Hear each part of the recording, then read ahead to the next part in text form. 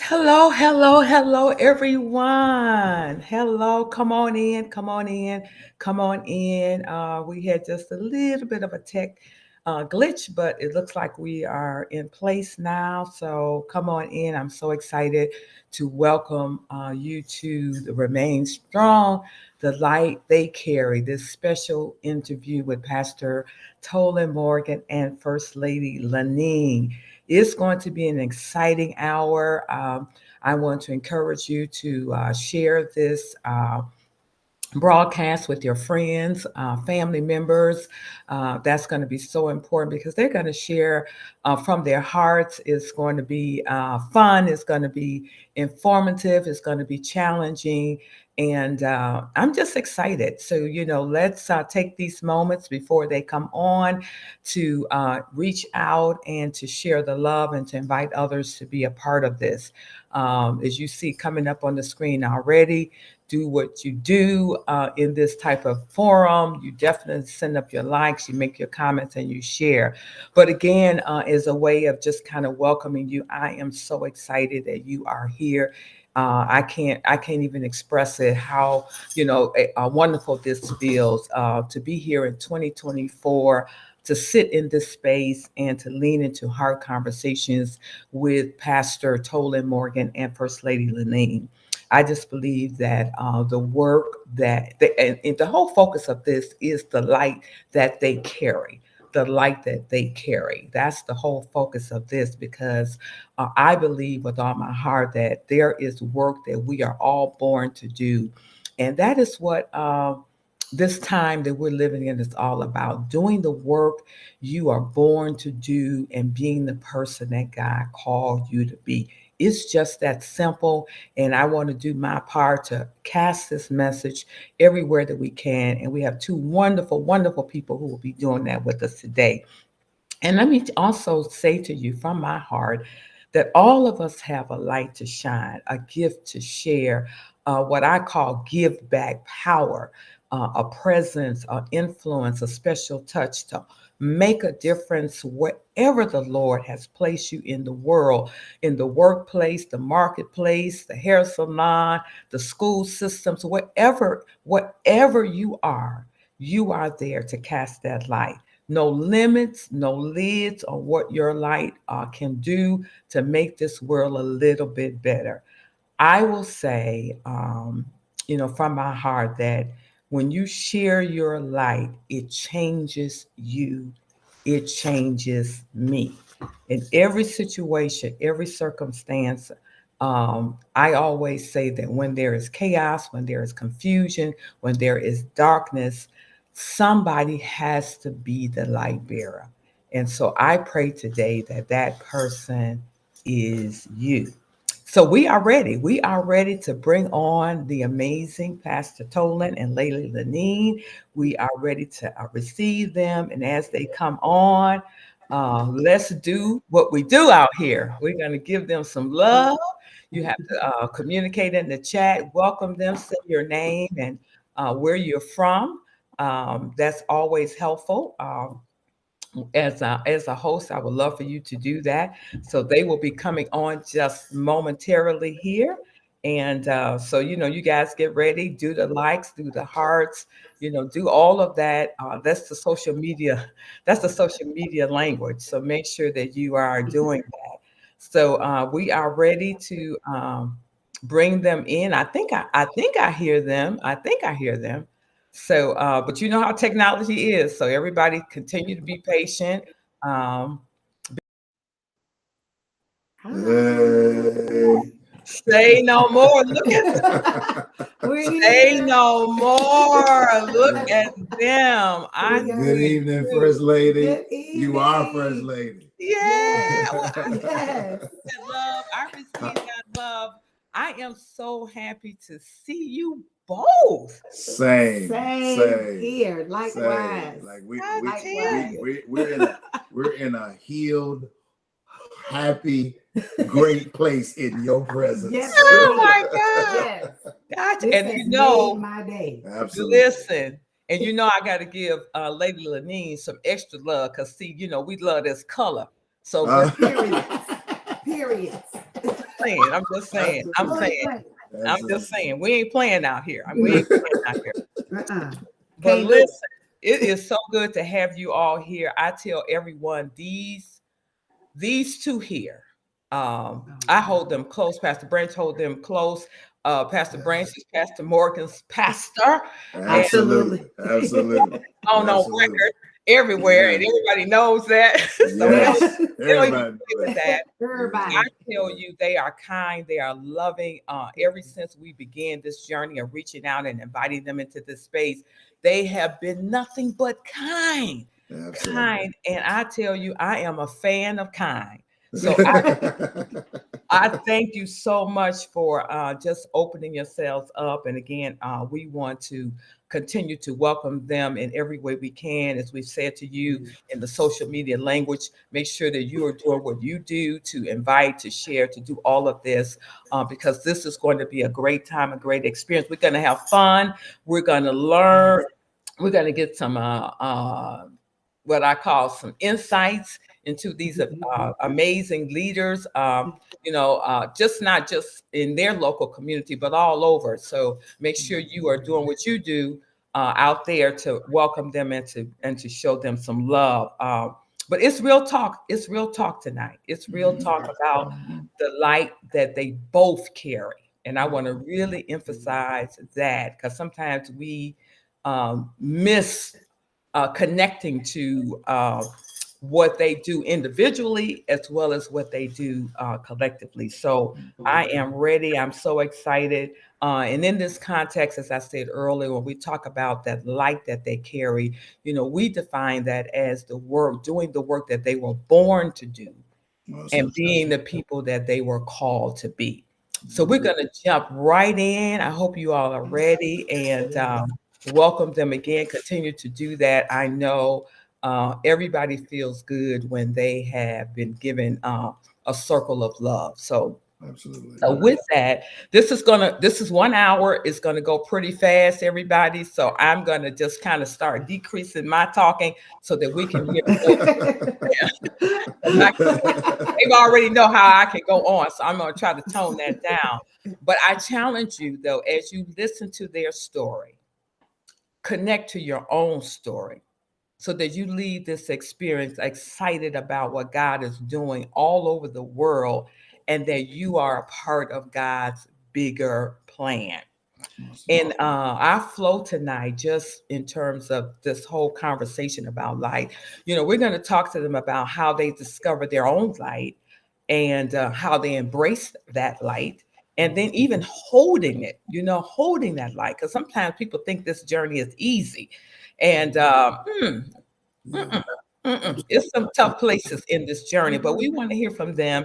And then as well as, how they envision passing that light on in terms of legacy, in terms of future generations. So by way of introduction, let me do it this way, because we know that there is so much more to you both than the flash moments that you may share on social media, or even a limited time on Sunday mornings where people may get a chance to meet and greet you or look at a bio. We know that there's a lot more to you. So I believe, I've said all my life, that if you want to know a person, you got to let them have the conversation. And so Pastor and Lady Lenine, can you just take a few moments and you tell us who you are? Well, my name is Lenine Elizabeth Morgan, and my maiden name is Orange, like the color and the fruits. Wow. That is my maiden name. And understand that orange is the only color that is a fruit. Isn't that something? That's a fun fact. Just a fun fact. Just a fun fact. I love it. It's a fun fact. Thus the color of the hair. I see a correlation here. Yeah. Okay. Okay. So my maiden name is Orange. I am the only child to Harold Orange and Wilma, now Ruffin, but she was an Orange as well. My father died when I was 2 years old. And so it was just me and mom for 16 years, because I was only 2 years old when my father died. So it was just me and mom for 16 years. So when my mom remarried Joel Ruffin. I was in college at Western Michigan University as a freshman in college, and that's when she remarried after I left the house. Wow. Right. Right. So being the only child, there was some, and this, a lot of people don't know this, but if you're the only child, it's something that um, you grow up not showing or how to give love because you're always loved, Yes. right? So Yes. you grow up in life with a limited perspective of life just because of your environment, Wow. right? Wow. Everything has been given to you as an only child. So, yeah, you love your mom, you love your dad, but that's a different type of love.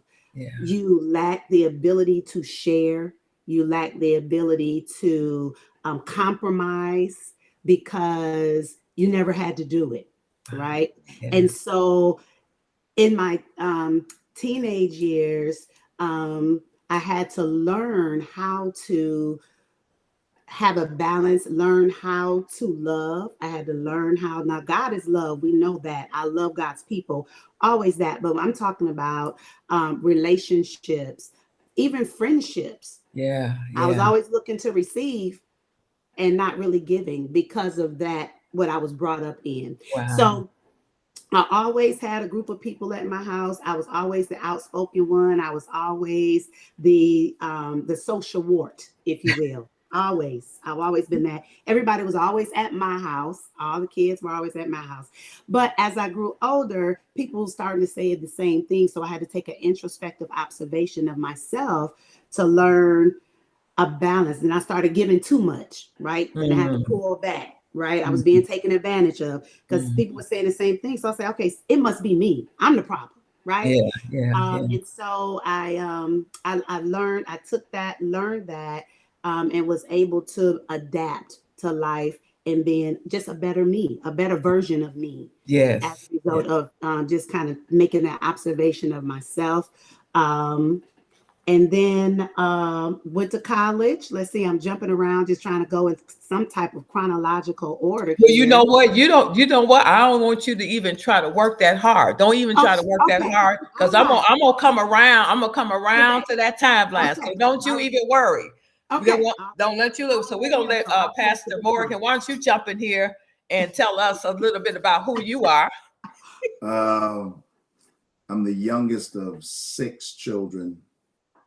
Um, my mother and father, my mother was my dad's third wife, Mhm. and he had Five. five children by his first wife. Mhm. And I was the fruit of his third marriage. My dad and mom stayed married until he transitioned. Mm. Actually, 10 years ago this month. Wow. Wow. And they stayed married, I think, for like 42 years or something like that. But I was the youngest of six children. And by the time I came along, dad was like 45 and my mom was in her late 20s. So this was, uh, there was a large age gap Yeah. between my mom and dad. Yeah. So by the time I realized he's my dad, I'm five. He's already 50. Mom is in her, late 20s, early 30s. So I'm technically being raised by an old man. Technically. Technically. and so I and love so and so two-parent family. Dad was a senior pastor of one church for 35 years. Raised in the church. We actually had a conversation just last week. My wife was like, "You've always been in the church, like your whole life has been wrapped around church. Yes. yeah. My Yeah. jobs, my relationships, my friendships, it's Everything. all been church." Yes. It's all in church. Wow. So I'm a church baby. Uh, um, I've done a little bit of everything in church, in my dad's church.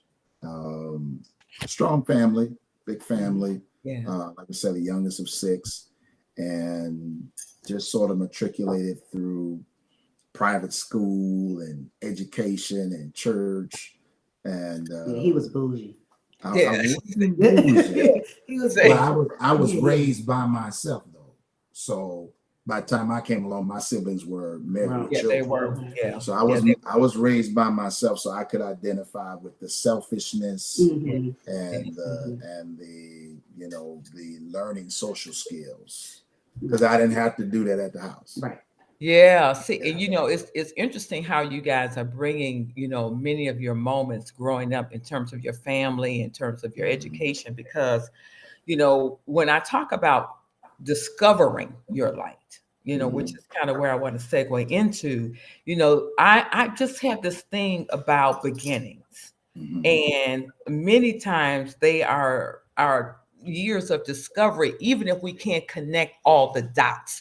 It's Right. a discovery Right. time. There Absolutely. are clues, there are passions, there are Yeah. friends, there are families, there are teachers. Mhm. There are things that are happening in those environments that Mhm. profoundly shape who we are more than we Correct. realize. Correct. So when you talk about your beginnings, um, tell us about how you discovered that there was something more in your life, that there was something going on in them early periods, even though you were the only child and all of that, and there was the age gap and things like that. But I believe something was going on even then. So give us a little bit of insight in terms of what did you see? What were you having compassion about? Like in the Bible, it was for Moses, there was a burning bush. Sure. What Sure. what was happening that, even if, again, if you couldn't connect it, but help us to kind of see what were you feeling and experiencing that may have been a call for you at that time? For me, just early on, I identified that people were always drawn to me for some reason. Mhm. It was kind of like, I don't know. And when you say you can't connect all the dots, so you really can't pinpoint exactly what it was, but it was like, even early on as a child, even when I was trying to identify who I was Yeah. and my own shortcomings, there were people that was just always drawn to just my personality or wanting to be around me. I don't know if it was just my outgoing spirit, my I was always friendly, I was always loving, um, and there was no respect of person. Mm. No respect of person. It didn't matter who it was. It could have been a Caucasian person. It could have been an Indian person. It could have been an Arab person. It could have been a Black person. It didn't matter. Matter. My mom always kept me in a really diverse group. Like, I was in piano lessons. I was dancing. I was swimming. I was always active. I was always around people. So I had the ability, I think, just from being around a diverse group of people, of being able to um, be comfortable and be comfortable in my own skin, Mhm. because I was always around just different people all the time. And I just think that that was my first um, I, identification of, there's Yes, yes, something yes, something that draws people to yes. me for some. And I have my own personal battles, First Lady. Like, me and my husband was talking about this the other day, because he had preached a sermon for Black History Month about God kissing this girl with the sun, and her skin was dark, and she was in the Song of Solomon, and she was boldly saying, I'm Black Yeah, and I'm yeah, beautiful. yeah, yeah, yeah, But yeah, I struggled with the yeah, complexion of my skin as a yeah, young child, because people were always, they would say, "Oh, you're so pretty to be so dark." And so it created this negativity with me, like, and that's not me being braggadocious or anything, but it implied that I yeah, had to be light complected in order to be pretty. yeah, yeah, yeah, So I never thought that I was pretty because I was dark complected. So I struggled in that. yeah, Um, even people being drawn to me, I was battling my own insecurities Yeah. with Yeah. my Yeah. complexion. So, Yeah. but Wow. it was just always some they didn't know that. People don't Yeah. know that. Yeah. So Real that's talk here, y'all. Real talk. Real just talk. real talk. Just real Real talk. talk. Real So there talk. was things that, as an individual, as a dark-skinned woman, that I had to overcome and be comfortable with. Yeah. Oh, absolutely. Absolutely. And that's I understand that language. I Yeah. understand. Let me let y'all keep talking here. Woo, the fights I had. Woo. Okay, but go ahead. Well, two things that was an indication for me that something was up that was Mhm. spiritual or metaphysical beyond what I could explain at the time. Mhm. The first thing was I kept finding myself in leadership positions even as a young person. Yeah. Yeah. Yeah. So I knew, all right, so there's something to this. Like Yeah. not anything I chased or coveted, but circumstantially I ended up leading in various moments where I had no pursuit of leadership. Mm. So circumstance that this kept happening. But the other thing, and this is a result of retrogressive revelation, that's us understanding it after being out of it, looking at the past. The other thing that I knew something was up with me as relates to whatever my light was rejection from the world. Oh, tell us more about that. Yeah. Yeah, Like that's good. my attempts to be carnal, to be common, to go party, to do all the things that I wanted to do in my flesh.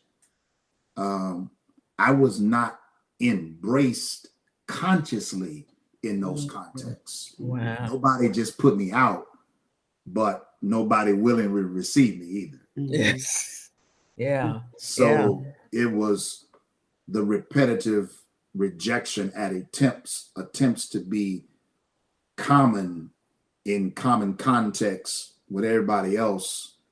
I wasn't readily received. As a matter of fact, there's been plenty of times where I went to party settings and they were literally, I found out later, they were waiting on me to leave. But they knew I was the pastor's son. Son, You know? yeah. So they couldn't really do what they wanted to do because they thought I was going to tell. They thought I was going to go back to my daddy and tell. Yeah. So they were waiting on me to leave. Yeah. And so between the circumstances of leadership and this common regular rejection, subconscious rejection, I knew that my life had some particular purpose to it that was almost out of my control. I see.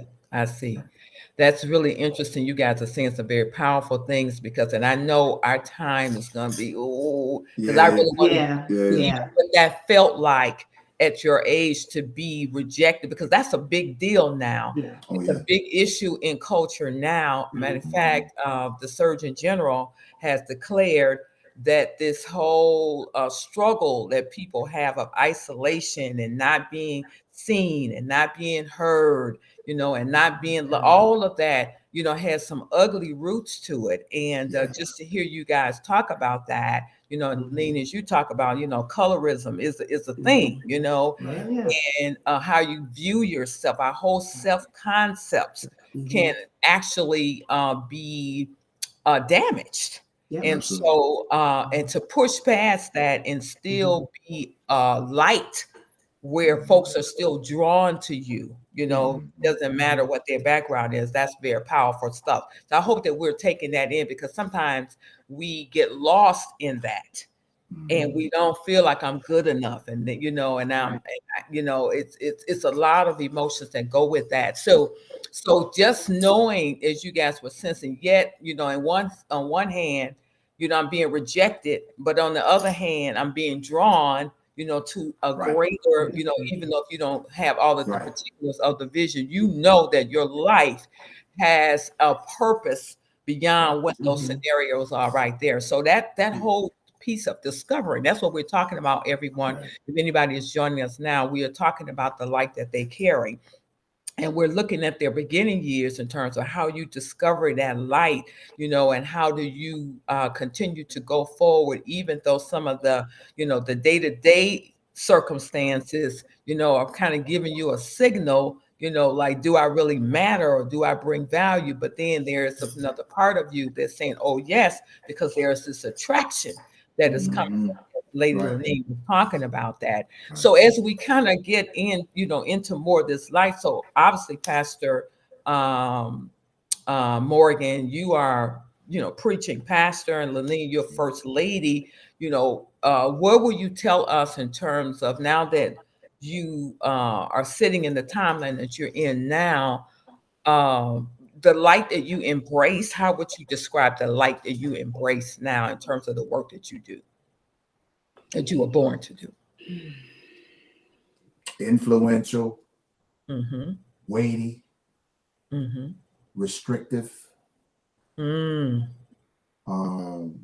lonely, Lonely. but yet impactful, rewarding. Yeah. Can you give us a little bit more insight on that lonely part, though? Can you say a little bit more about that?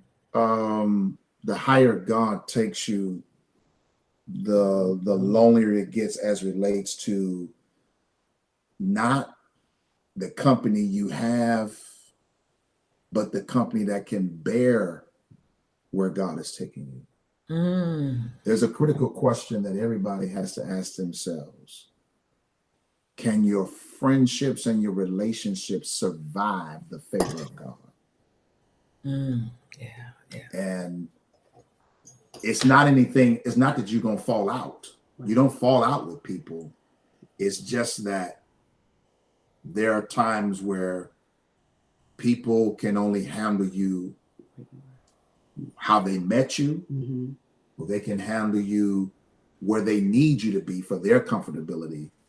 But when God invades your friendships, your relationships, and bestows favor, it can become a subliminal challenge to where life goes different ways, communication starts to cease, just a differentiation in mood and energy starts to set in. So that's where it becomes, lonely. Everybody wants to be at the top, but it's thin air up there. Wow.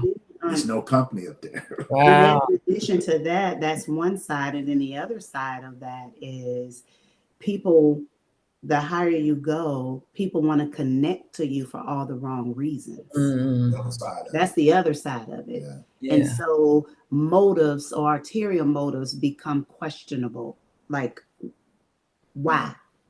So we're apprehensive about why they want to connect, because you just never know. It could be for their own personal gain, and not necessarily it's in the best interest of ministry or in the best interest of us as a person. Right. Wow. That is a very powerful transparency. Yeah. Because this is Pastor Morgan and Lady Morgan, right?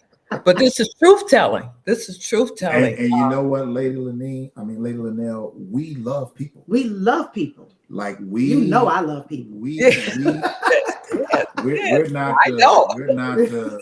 not the come in the room, don't speak to people. Yeah. We're not that. We're not that. No. So we love people. We greet our church members just about every Sunday. Yeah. It has to be a circumstance where we can't. Right. But we greet people, when we come back home, we talking to everybody, so it's not a, some people are lonely because they standoffish. Right. Some people are lonely because they're arrogant. Now that's facts. That's facts. But Yeah, that's We're fact. not talking bad. about We're not. talking about even within the context of maintaining balance. Right. Yeah. You are at a certain level in God, but you're not allowing that level in God to make you be less human, less approachable, less touchable. You know, so you have to find that balance between being able to make contact, but not becoming common.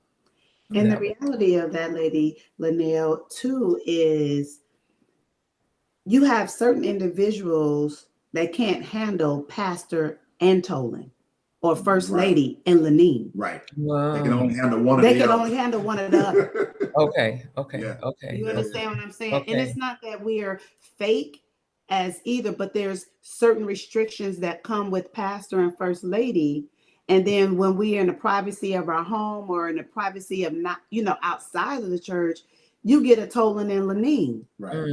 I And see. some I see. people can't differentiate that. Right. Okay. It's just like if you were CEO of a company, it's the Mhm. same principle. That Mm. CEO cannot be well received by his entry level staff. Sometimes he's not going to hang out with them Yeah. Yeah. Yeah. Yeah. because they won't Yeah. be able to accept CFO and the man or woman, Yeah. It's hard to separate, the you two. know, the two. It's hard to separate the two. And therefore, I know in Michelle Obama's book, The Light We Carry, she talks a little bit about this same scenario in terms of them moving, matriculating into the White House.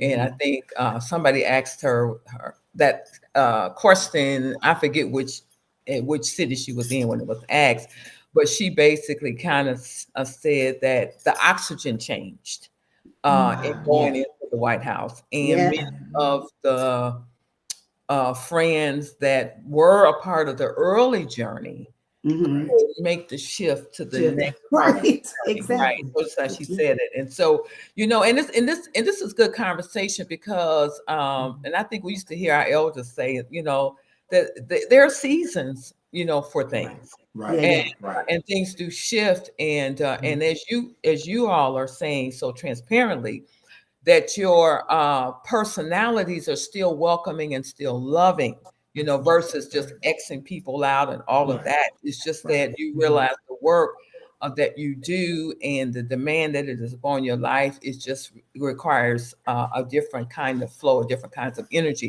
And Correct. sometimes it takes time to do that. So, even as people are listening, I hope Mhm. that we're all understanding that shifts do happen, Right. Absolutely. Right. Yeah, and it's all how we do them. And yeah. sometimes, it can be ugly and nasty, and folks saying some crazy things, or it can be done with wisdom and balance. And that sounds like Correct. how you guys are describing it in terms of the wisdom and balancing. Because when as we talk about, you're not only discovering that there is a different path for you, that you, in terms of the work that you were called to do, the work that you were born to do, but embracing that and owning that this is the journey that we have. Because you Absolutely. talked about loneliness that you Mhm. Right. are experiencing it, and I'm sure that there were other questions that you had, and fears, and hesitations that you may have had, but through all of this, this whole embracing that this is the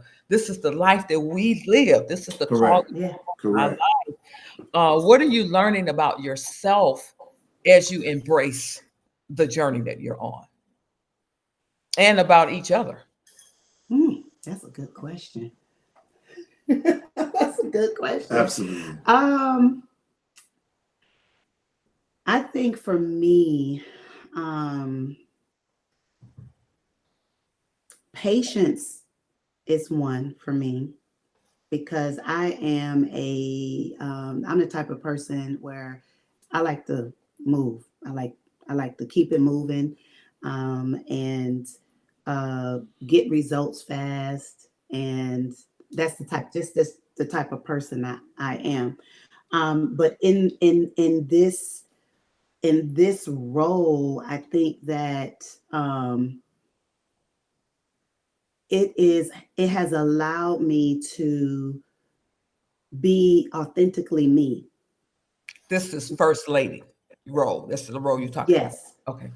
first lady role before I get to him. First, before I get to him. Yeah. Authentically me. Like, you know how sometimes certain people, what you see is, for me, what you see is what you get. You know how some people, you see them in one way Yeah. and then they're different in another way. Yeah. I'm the same person, whether I'm in the church or outside the church. Mhm. And I've been like that for years. I didn't have I wasn't a PK, and I didn't there's no book to teach you how to be a pastor's wife.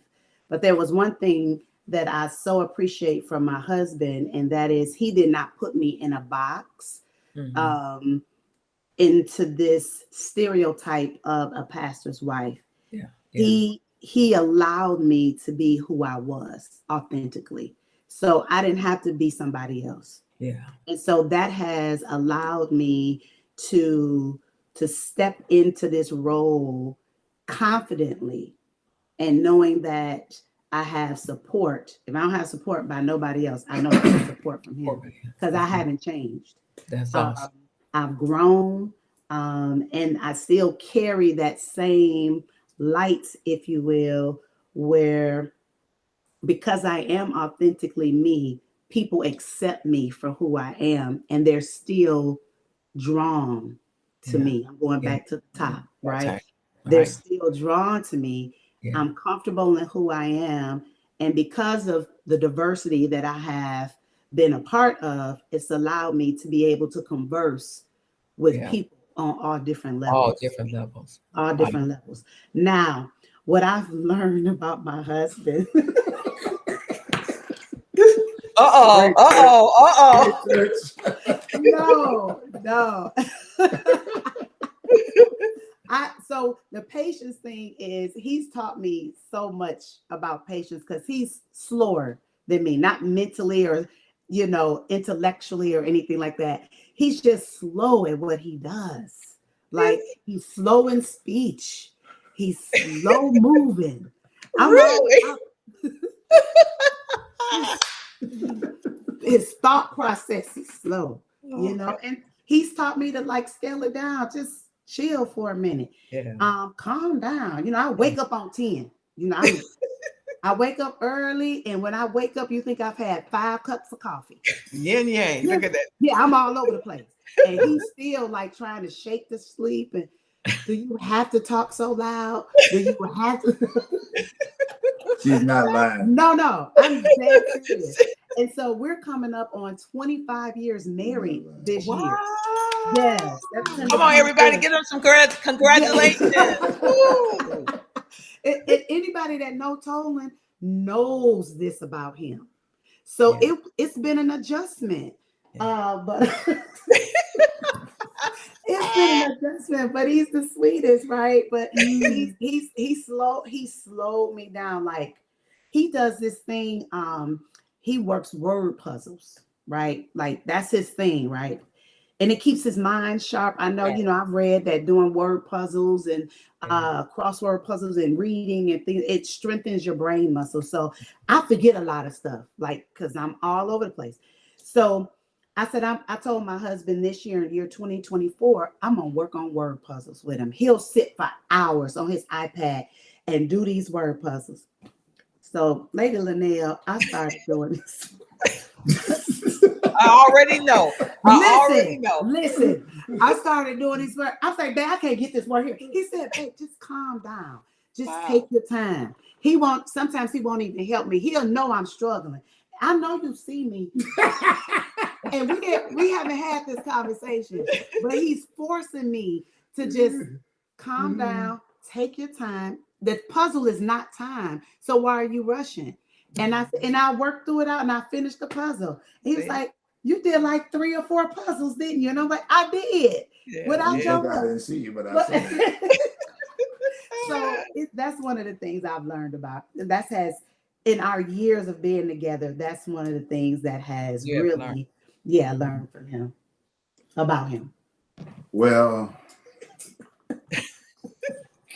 let me start with her.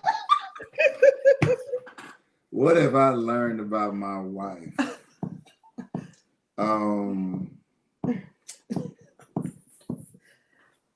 Is that her? Don't rush him. Don't rush him. Don't Yeah, rush him. He's Don't slow. rush him. didn't say That's that it. while I'm you was going talking. back. I didn't say that He's while you was slow. talking. No, I told y'all he's slow. What have I learned about my wife? I think the biggest thing that I've learned, and I mean this in a complimentary way, that over the years, affirming her as my wife while I'm doing ministry and things of that nature has taken on a deeper level of meaning.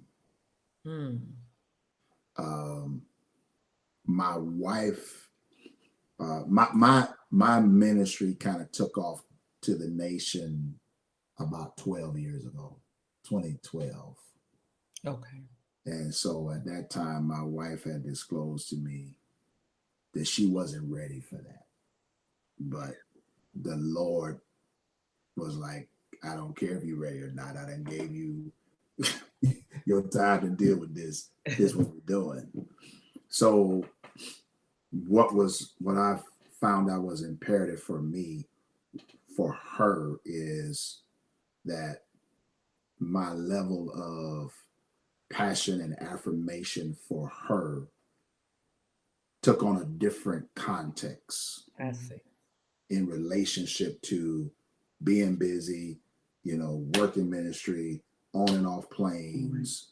We had children at the time, so I saw that in a new light, because it's not as though she was lacking, but I needed to make sure that she understood that she was not a second thought, an afterthought. Yeah. I get around to you when I do, and being able to keep her as a priority within the context of all of that. It took on a different meaning for how she manifested that, way beyond just my love for her, but how it played out in her life as a woman, period. Yeah. We presume, and I tell couples this in premarital orientation. We presume that just because we see each other working, that we understand, I'll get around to it. Yeah. That's a dangerous presumption. Yeah. We have to schedule each other just like we schedule everything else. Yeah. And whatever you schedule, that's what you intend to do. Yeah. Yeah. Yeah. So if you got to schedule the rest of your life and just sit around, they see me doing, I'll get around to it. They see I'm working. Okay, let's see how that goes for a while. Yeah. Yeah. But there is no offense in scheduling your spouse. That's right. Because if you schedule them, that means you have an intention to prioritize them just like you prioritize everything else.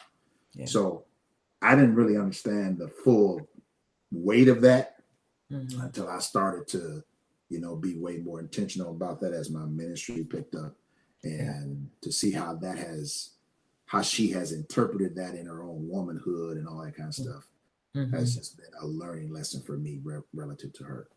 Yeah. Now about myself. Yeah. I've learned a greater capacity of who I am in God, as not only ministry has grown, but other responsibilities that have come to me that I never even foresaw coming. To be able to handle more responsibility, just with leadership, ministry, community work, responsibilities in other contexts, serving on this board and serving on that board. I saw your husband do that. I saw Bishop Van do that. And I never ever was like, I don't even want to do that. Y'all knock yourself out. I'm just trying to perfect this one little area over here as much as I can. Right. And and be done with it. Yeah. But watching God move me in certain contexts that I never even imagined or even wanted or even coveted has been a learning lesson for me to learn my capacity in God. Yeah. That, this is so powerful what you're saying. I thank you guys for being very honest and being very transparent. But because when we in reality, when we discover, there's a call on our life, there's an assignment, that we have, in this context, of course, there's pastor, there's first lady, but there is a growth process for it all. Some, Absolutely. You can look at it and just like, ooh, it's whatever, but it's a grounding that has to happen there, trust. It's all of these things that have to, and I'm a big person, in terms of a process. And so as you, discovering this, now you are embracing this. And then as you mentioned, as your ministry start to, do some shifts. And of course, First Lady Lenine is being very honest, because she's already displayed, even in this conversation, that she is who she is. And to have agency to speak how you feel, is so important, because I know that a lot of folks who, operate in whatever their gifts are, don't have the agency like they desire. And so therefore you struggle sometimes with, am I being heard or am I being listened to, which can take you down some other dark paths of, depression and all these kinds of things. So I'm segueing into holding this light, the endurance that is required, with that, because you can be discouraged and faithful at the same time. Absolutely. Both of them. Sometimes people see you on Sunday morning. You might have just got over some dark thought you had, just in time to hold that mic on Sunday morning. So can we just take a minute, because everybody thinks that the life is the exclamation moments that a lot of people like to gravitate to, but there are moments that we have to challenge that in ways that we never imagined, because just like you were saying that your capacity, Pastor Morgan, is expanded and all of that, but there's also some other sides of that challenge you in ways that you never imagined. You didn't know where it's going to come through, and it does get tough, and there's fear. So keep trying to hold this light. I'm first lady. I gotta do this, and you, Pastor Morgan, and all of that, not only in the church, but in the community and wherever else you may be reaching. But I know that you wouldn't know the power of the light if you didn't understand the darkness. Right. So talk to us a little bit about, what do you do to keep holding that light together? What do you personally do to get through those tough moments? How do you, just so that you can hold that light? What do you do? How do you care for yourself, in your assignment, in doing the work that you were born to do, so that you can keep holding that light? So for me, understanding the call, first of all, understanding that it is a call. It is a call. So with a call, there is a responsibility. Yeah. And so to be pastor's wife, it requires the understanding that I was called to this role. It was nothing, as he was talking about coveting positions and coveting this. It was nothing that I ever coveted, right? I didn't want it. Okay. that make that known right now. Let's be clear, huh? Okay. Let's be very clear. Let's just lay that as a foundation. And so understanding that to even be in this role, though he's called to preach God's word, there is a calling for me to be his wife. Yeah.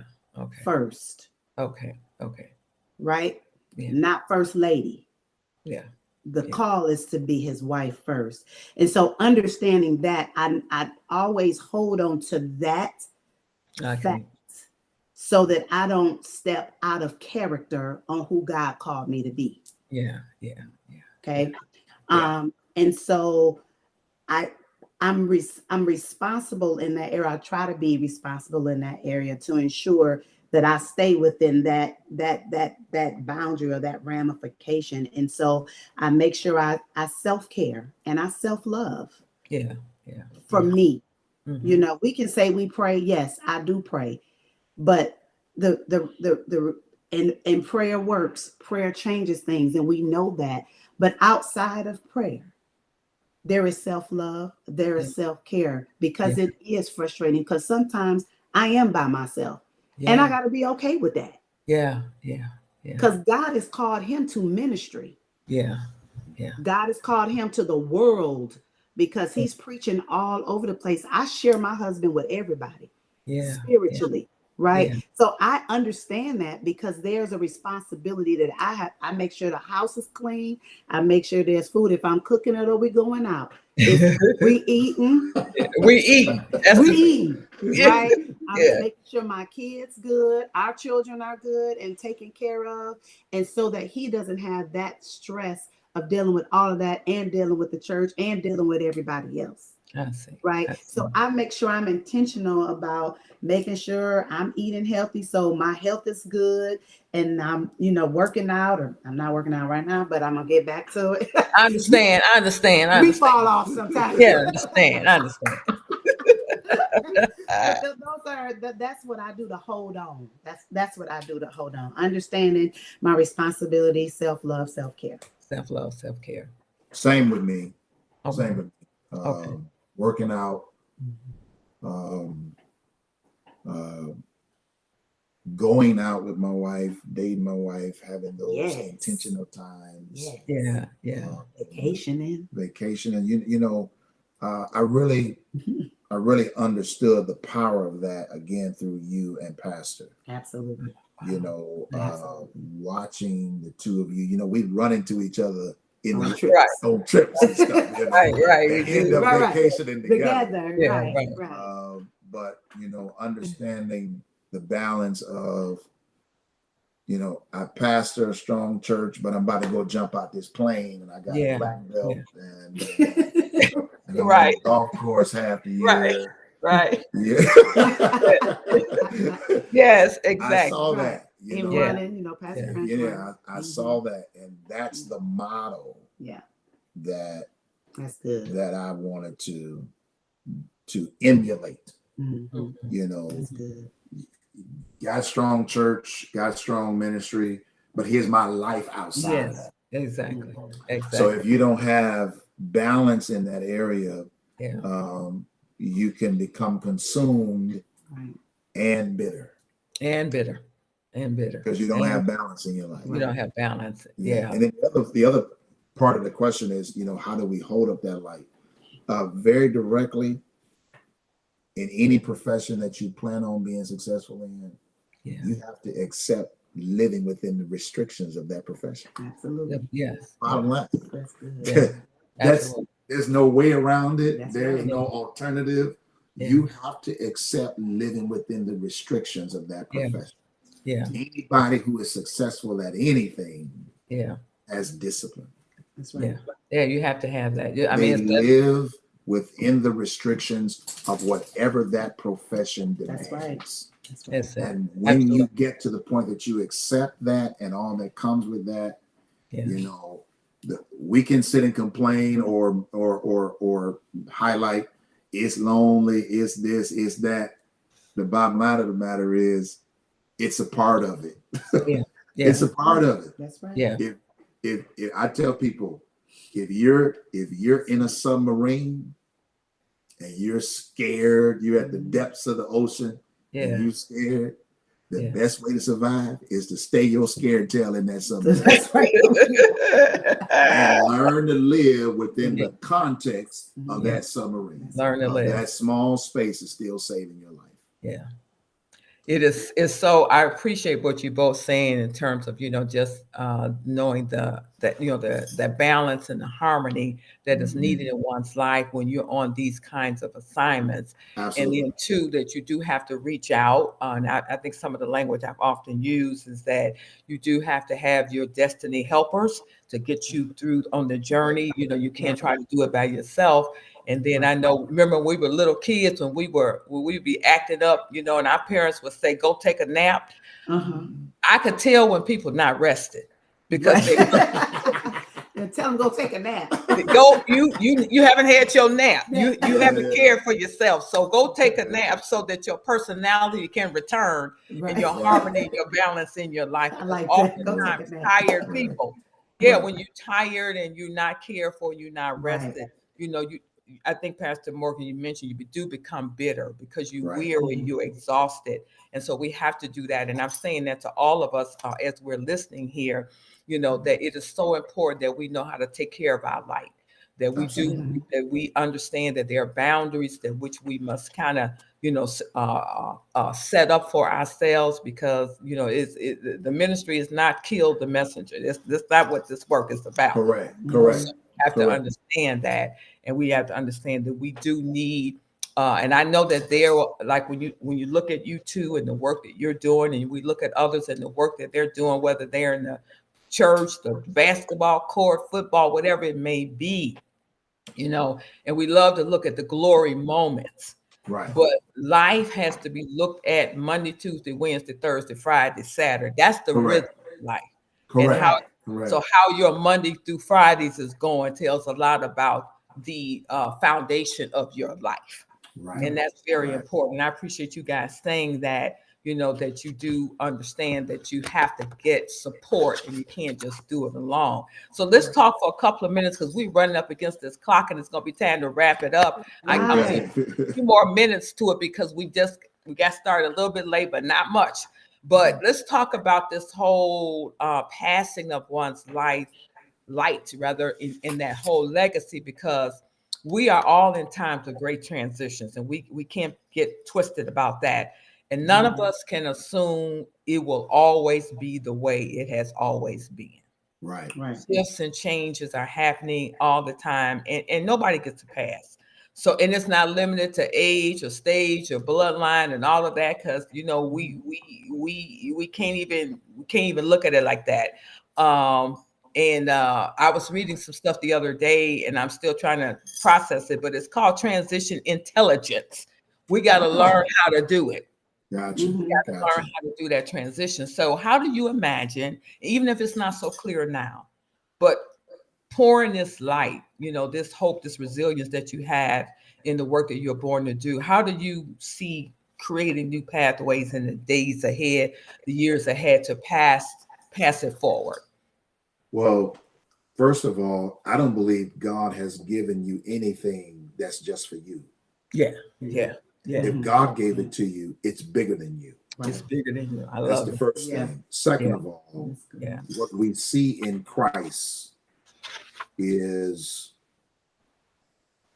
Jesus Christ called 12 men, but he was never making them followers. He was actually making them leaders.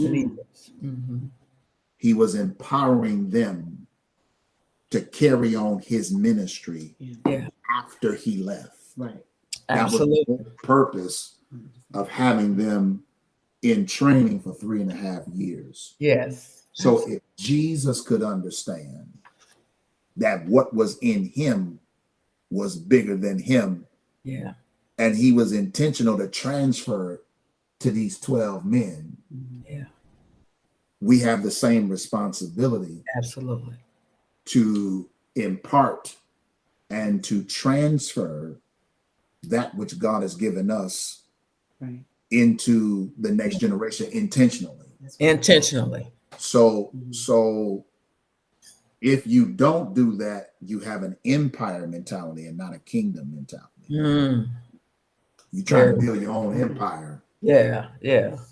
And you're not thinking about the kingdom. So I know for myself, I have already begun in my own little way to do what I can to impart into the next generation of clergy. We do a clergy clinic at our church once a month to share with them practices, strategies about this thing called preaching. And I've actually been doing that. I did it in Detroit. I'm continuing it here in Warner Robins. And when I got that revelation about this is what Jesus was ultimately doing with these guys, it changed my perspective altogether. Wow. You gotta be intentional about making sure that whatever God has imparted into you, you've got to pass it on. You've got to pass it on. Absolutely. And, with my wife, she's the ministry leader over our women's ministry. So there's a component of that ministers to young women, that is a transfer of what that means to be a God-believing, God-fearing woman. So we're in a context in our own church where ultimately what we're doing now has some impact on where this church is going. Correct. When I walk away, somebody's got to keep this thing going. Keep it going. Absolutely. Somebody's got to keep this thing going. And Absolutely. I think that ought to be a regular part of what ministry is about. The transfer of and the impartation of godliness, being word conscious, working the church, working ministry, impacting the community. You can't say God has empowered you to do that and there's nobody else doing it. Come on. Yeah, absolutely. You can't say the Lord did that. Yeah, absolutely. Every time we see in scripture, there's a succession of people who are passing the baton. Passing the baton. To the next generation. So you just have to be intentional about that. Absolutely. Lady Lenine, you have any comment to add to that? No, he pulled me into what he said, so I just ditto what he just said. With the women's ministry, that's exactly what I was going to say. Just empowering women, just kind of being an example, in every facet of a woman, what that looks like, getting their input as well. They're helping me as well, right? So in sharing information and sharing their interest and things like that, so that there is a balance across the board, right? Even with our seniors, they're all a part of the ministry. And so just this sharing information and being involved, having events where I get to personally speak and touch the women at fellowship, having those small clustered events so that I can get to know them. We go on trips, we get to have prayers together and testimonies together, and they trust, you gain trust with one another when you're around them. So the more you're around people, you learn to trust, and you gain their trust and they trust you. So that's absolutely. And that's well said. And I would say to all of us who are listening and sharing in, regardless of what your role is, whether you're in the marketplace, or whether you're in the home, being a fantastic, parent, whatever it is so important. I always say that everybody deserves a good leader. Everybody does. And then if you are the leader, you have a responsibility to groom and to build the next. It can never solely, as you well said, Pastor Mark, be about you. If it's only about you, then it's already a problem. That's Absolutely. right. It's already a problem. Absolutely. It's already a That's problem. right. So Absolutely. we That's have to right. keep that in mind because, and I'm saying too, as we get ready to wrap up, and we're going to wrap up what I call my rapid 5 questions. Okay. So Okay. All rapid right. 5 questions, but I want to say as a part of my closing out that, one, this has been absolutely fantastic because I That's just right. want to encourage everyone through the conversations that we've had with Pastor Tolan and Lady Lenine that, hear your own story in this and Mhm. grab your light because achievement is oftentimes anonymous. You're not going to always have our names in the That's light. right. That's right. So some of the greatest sermons that probably have been preached, probably somebody down in In the the backwoods somewhere. backwoods of Mississippi that nobody even knows about, but Yeah, they're on yeah. fire for God. And the only light isn't the limelight, Right. That's right. and we have to remember those things. So I want to say to all of you, stay encouraged in the work that you are doing. Know that it is making a difference. Know that it is adding value. If you can show up and be kind, if you can give out a good hello, if you can just hug somebody and see somebody, you're already adding value to people's lives. So I want you to be encouraged in that and to keep strengthening Thank you. every generation. We all need it. We got enough darkness around us. So Right, let's try to be some light bearers around here so we can help everybody go from strength to strength. Right. And so with that, here's my rapid 5 questions that I'm gonna put out All to right. you. All right. I love y'all. I thank y'all so much. We and love you. I'm Dinah just says humble. hello. Dinah says hello. Hey, hello. I'm so glad Hi, you're over Dinah. there. Look at Say some hi. of the Look, she looking. screen. I'm so glad she over there. I'm so glad I feel like that.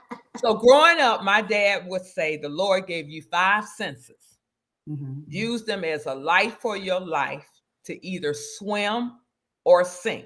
So the 5 senses are hear, see, smell, taste, and touch. Okay. What is your strongest sense?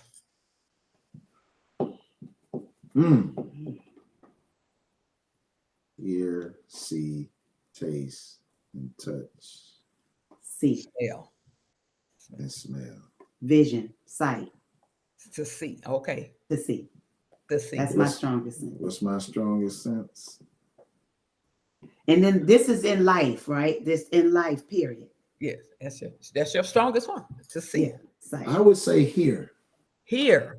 I would say I would hear. agree. I would say You, hear. you auditory. Yeah. You're auditory. Okay, Yeah. so hear. Okay. I'm So visual.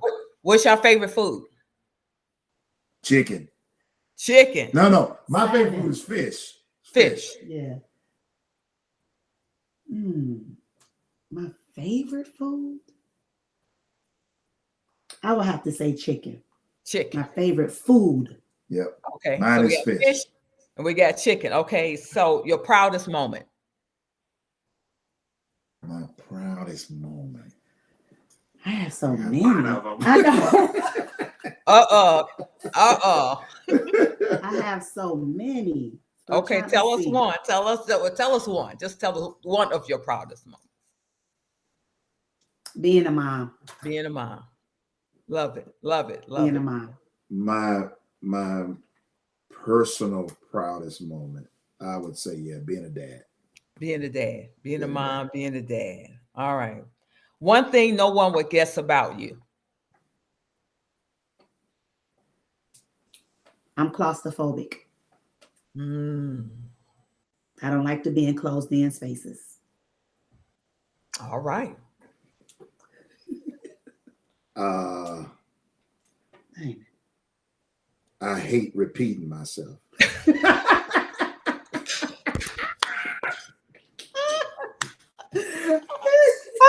And I know All right, y'all better pay somebody probably attention. like- Pay attention. I know somebody probably like, well, he repeats himself all the time in his sermon. He does. But that's to get a point across. I hate when I have to repeat the same thing to somebody when they ask, did you say such? You said such? Yeah, fast food drive through, and I have to repeat myself. No. Yeah. I can't take it. Can't take it. So, Pastor Morgan, what was your first sermon? Oh, The name of your Roll first up that- sermon? grow up and show up. Luke chapter 1, verse 80. Well, grow up and show up. Mhm. Okay. And this is my final one. What brings you joy? The joy of my wife, actually. Oh, Aww. wow. I was gonna say being with my family. We just had an event this weekend, a gender reveal. My oldest son is expecting, and my younger two, TJ and Harold, they're in college, so we're empty nesting, and so the house is like really quiet and just. I love when my boys are home, their friends are. It's just like I just it just Oh, it does oh, something to me. It's like oh. yeah, it makes me so happy. I don't be wanting them to go back to school. Just stay. Just Oh, wow. Oh, just okay. So stay. you're the kind of mom like they ain't never got to go. They ain't They- never got to go. no, they gotta go. Oh, but But they got to they go. got to go. They No, got- They got to go. that-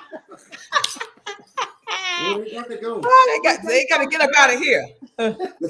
they're so independent that it's like I miss them, so they don't come home all the time. So it's like I don't see them a lot. So when they come home, it's just like, oh, we're normal. Wow. Yeah, so that brings me joy. Just spending time with my family, everybody.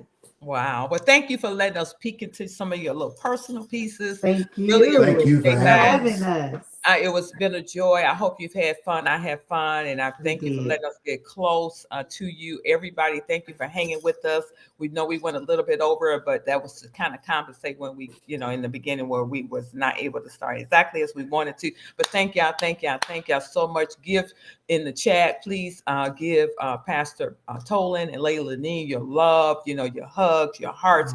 Give that to them because we want them to even later on they may come back and just kind of look at this whole interview, but just want them to be encouraged by it. Thank you for helping people because that's what it's all Thank about. you. I will That's right. say this quote that I say all the time because it means a lot to me, and I'm saying it to everyone. Don't ask what the world needs. Ask what makes you come alive, Yeah. and go do it. Yeah. Because what the world needs is people who have come alive. Yeah. That's a Yeah. quote by Dr. Howard Thurman. So take that with Wow, you. I love that. I love it. I love it all day love it. long. Enjoy the Yeah. rest of your evening, everyone. Thank you. Thank you so much, everyone. I love y'all. And until next time, the light they carry. Y'all did an Thank amazing. you. We love you, Lady Lanique. Love Lady you, Linnell. Linnell. Keep Y'all the made camera it. on. Just hold tight. Thanks, everybody. All right. Okay.